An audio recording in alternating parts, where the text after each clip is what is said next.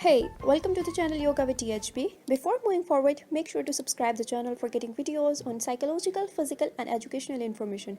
And if you're already a subscriber, then click the little bell icon next to the subscribe button so you get notified of our future videos.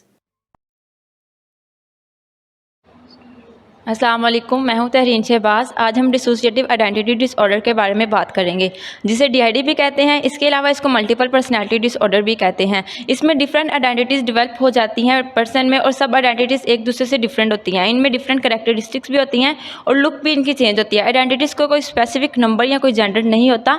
Patient कभी भी अपनी identity change कर सकता है और उसी के साथ उसके फंक्शंस भी चेंज हो जाते हैं।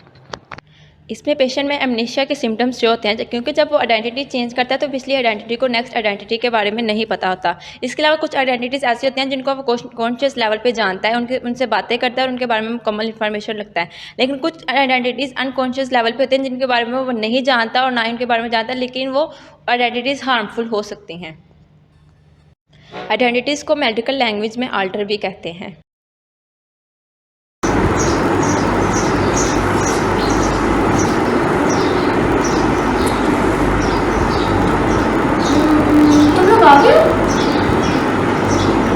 ठीक है। नहीं, तुम चुप करो, मुझे बोल। मैंने कहा है मुझे बोलने दो।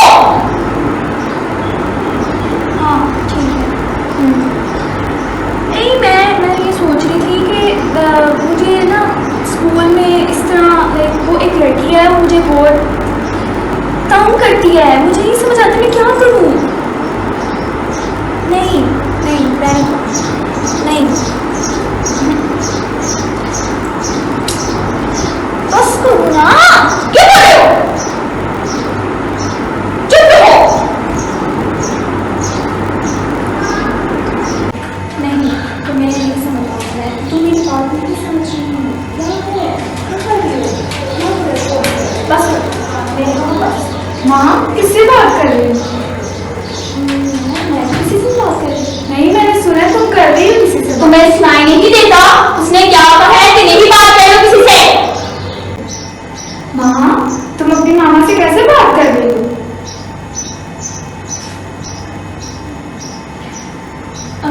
क्या मामा कहाँ नहीं है? मैं अभी आई जब तुम किसी से बात कर रही थी। मैं बात कर रही थी जी। मुझे नहीं पता, मुझे आगे भी नहीं पता। आपका काम कैसा रहा? ठीक था। मामा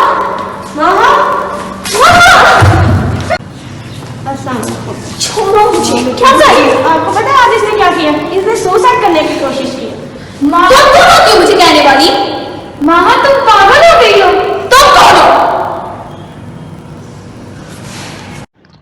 माह की हालत दिन ब दिन बिगड़ती जा रही है। मुझे इसके बारे में कुछ सोचना चाहिए। अस्सलाम वालेकुम। वालेकुम सलाम। जी बताएं। मैं माह के सिलसिले में आई हूँ।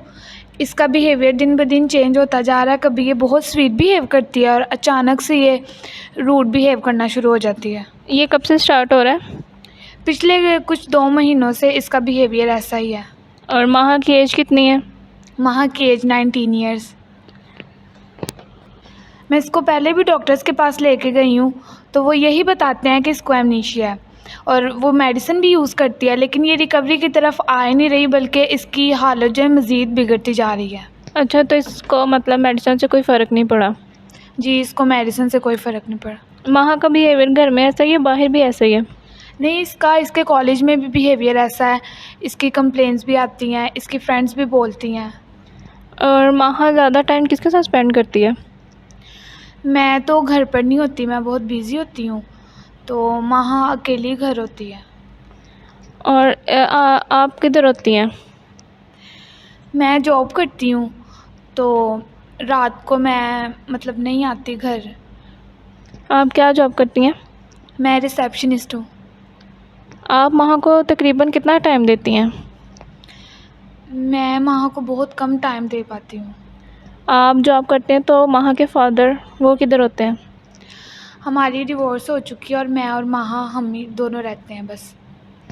जब आपके और आपके हस्बैंड की डिवोर्स हुई थी तो माह कितने साल की थी? माह तब 5 साल की थी। आपके हस्बैंड और आपके हस्बैंड का माहा के साथ और आपके साथ रिलेशनशिप कैसा था? उनका हमारे साथ रिलेशनशिप बिल्कुल ठीक नहीं था। वो माँ के सामने मुझे टॉर्चर करते थे, तो जिसकी वजह से ये बहुत स्ट्रेस में चली जाती थी। अच्छा ये बताएं, माहा का बिहेवियर आहिस्ता आहिस्ता ऐसा होना शुरू हुआ या एकदम से हुआ? नहीं, इसका बिहेवियर जो है ना आहिस्ता आहिस्ता से चेंज होना शुरू हुआ है। अच्छा तो ठीक है, आप तब बाहर वेट करें, मैं माहा से कुछ अकेले में बात करना चाहती हूँ। ठीक है।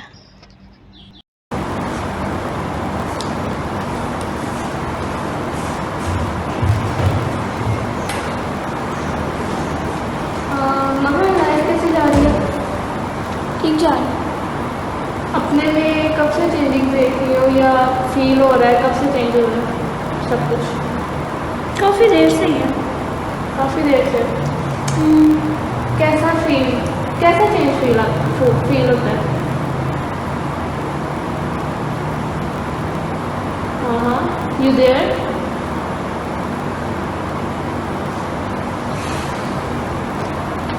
तब मुझे एक बात बताओ, तुम्हें क्या मसला है? तुम उसको अकेले क्यों नहीं रहने दे रही? तुम्हें एक बात समझ नहीं आती, उसे किसी की ज़रूरत नहीं है। Are you okay? Maha, are you okay?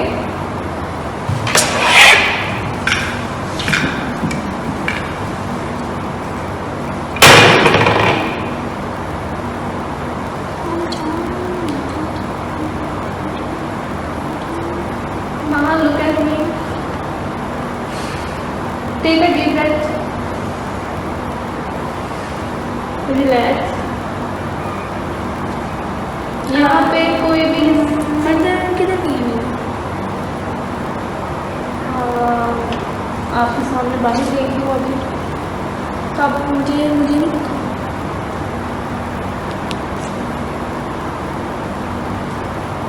आपको वाकई नहीं याद है? हाँ नहीं। ठीक है, ओके ठीक है।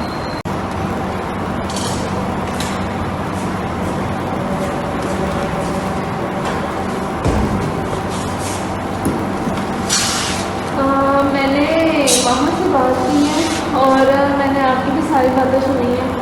तो मुझे जहाँ तक नज़र आ रहा है ना, मामा को अमनीशिया नहीं है, कुछ और डिसऑर्डर है। और मुझे एक डिसऑर्डर का शक पड़ रहा है और मुझे उस शक को दूर करने के लिए मामा को कुछ देर के लिए या कुछ हफ्तों के लिए, कुछ दिनों के लिए मुझे मामा को ऑब्जर्वेशन में रखना पड़ेगा। तो क्या मुझे उसकी परमिशन देगी? जैसा आपको ठीक लगे। मैं तो बस चाहती हूँ वहाँ का अच्छी तरह से इलाज हो जाए और वो इस जो प्रॉब्लम है से निकल सके। चलो ठीक है, थैंक यू सो मच। तो मैं फिर आपको बता दूँगी, तो फिर आप वहाँ के साथ आ जाइएगा, तो वहाँ को एडमिट करवा दीजिएगा। ठीक है, okay, thank you so much. Thank you.